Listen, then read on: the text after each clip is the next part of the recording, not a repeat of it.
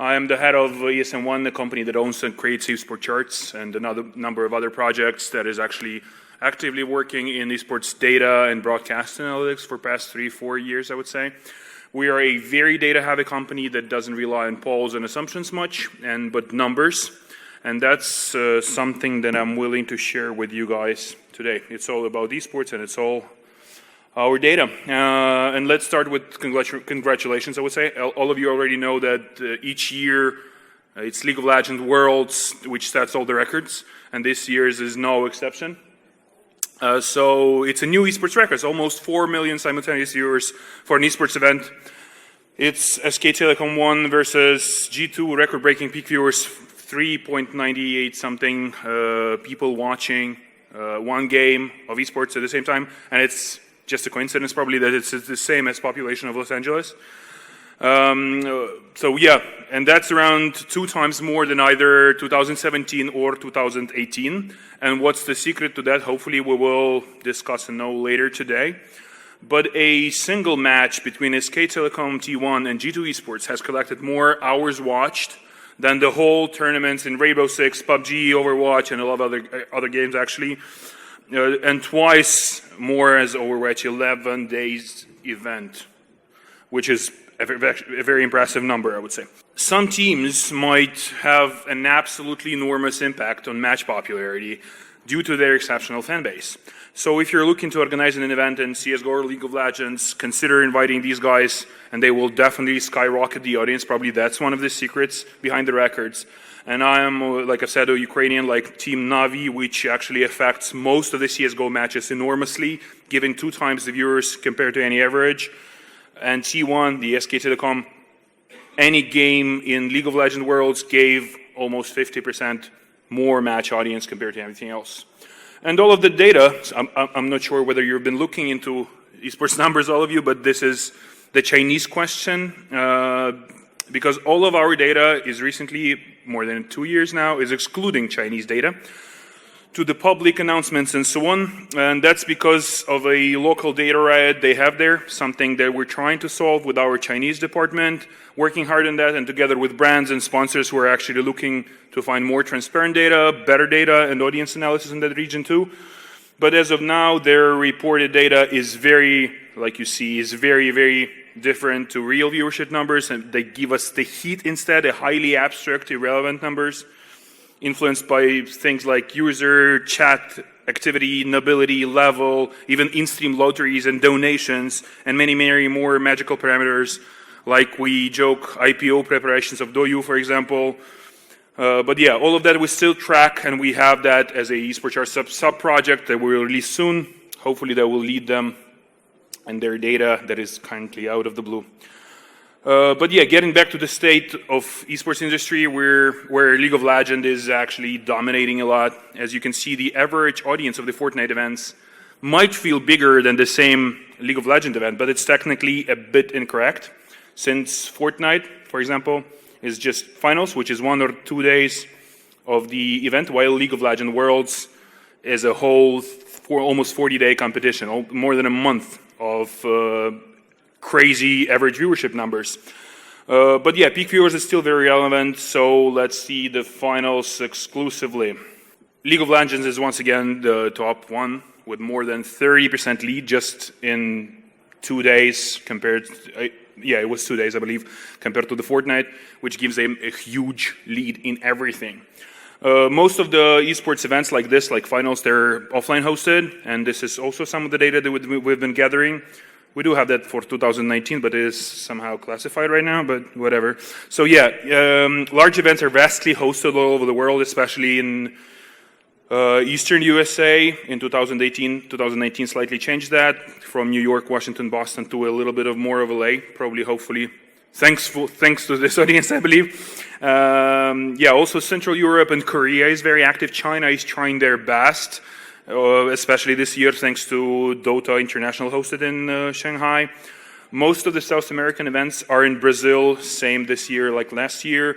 And this is a very, very interesting region I would pay very close attention to, especially next year, especially in mobile esports.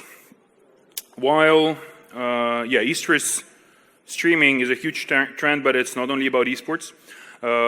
All the streaming is currently growing, including gaming, chatting, IRL, everything. Live content engages a lot, and that's pretty popular in vector of development of new companies.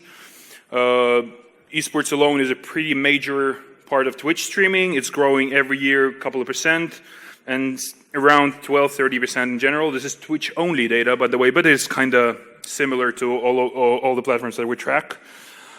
But it's still 3 esports games that is currently dominating all the broadcasting market. All of those are worth mentioning, though.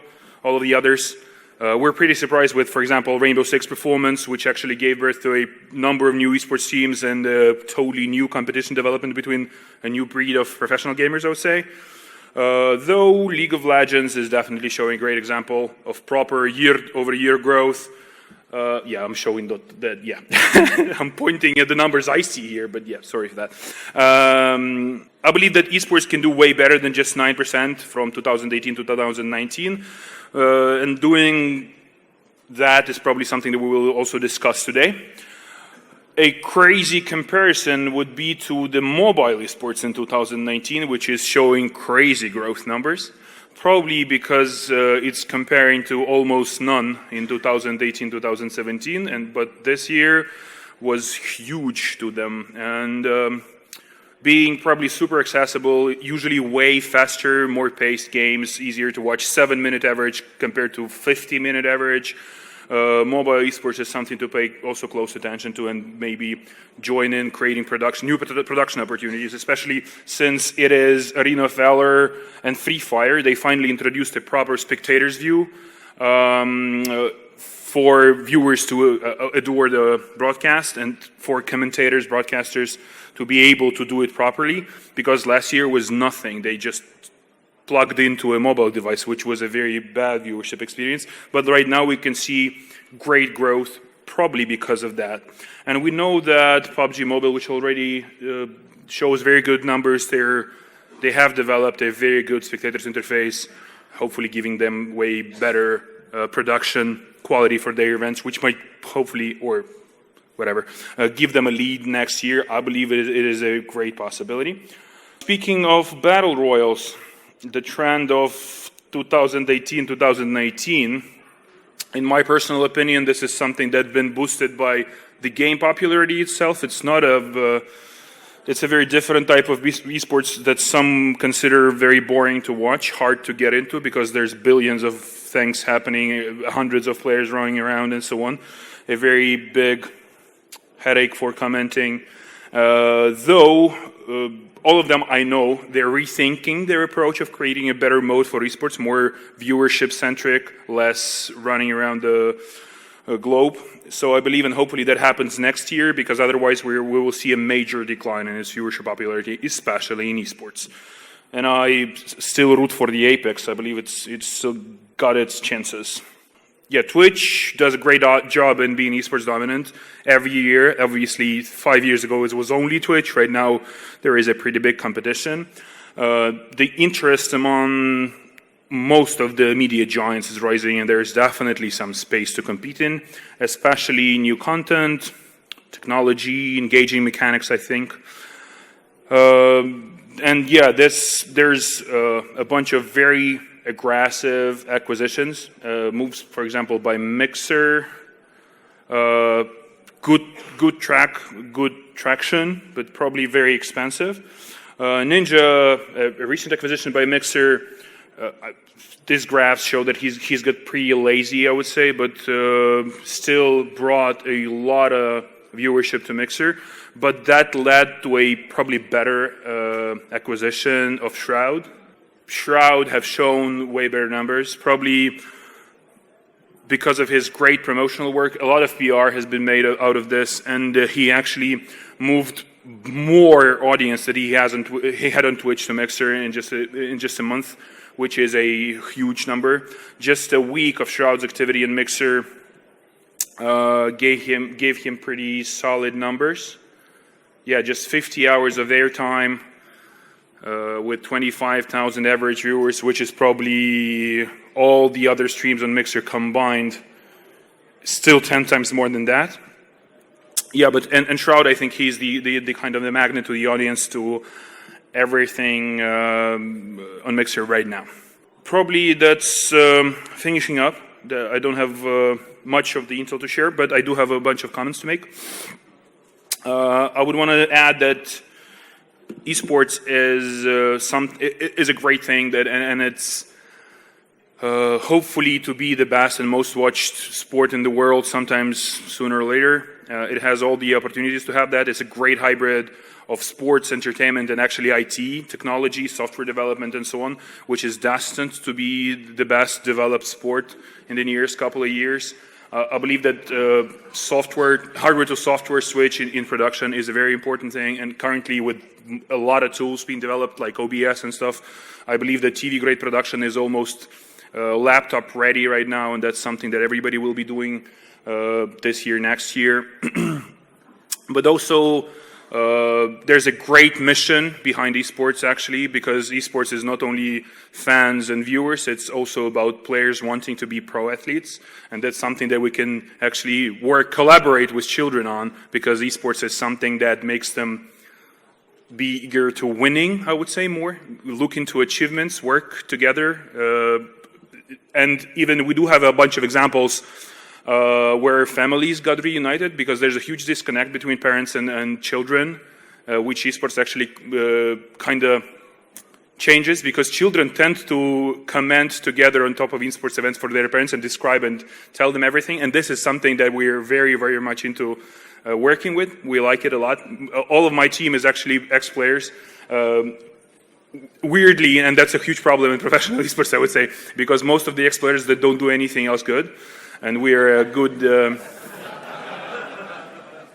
I am a Dota immortal, say 7K MMR, but I'm also a CTO for 20 years, and that's a very, very seldom hybrid, I would say. But yeah, we're very proud. We'll look into developing esports all of the ways. Like I've said, software development, viewership analysis, and so on. We do want to bring more data, because this is a highly analyzable audience, which definitely will bring more use to marketing budgets, more analysis to marketing budgets. So hopefully next year we'll see a crazy development, bringing it from 9% to actually, we're not limited to any growth. I believe that esports can show 1,000% growth in the upcoming couple of years, where we'll just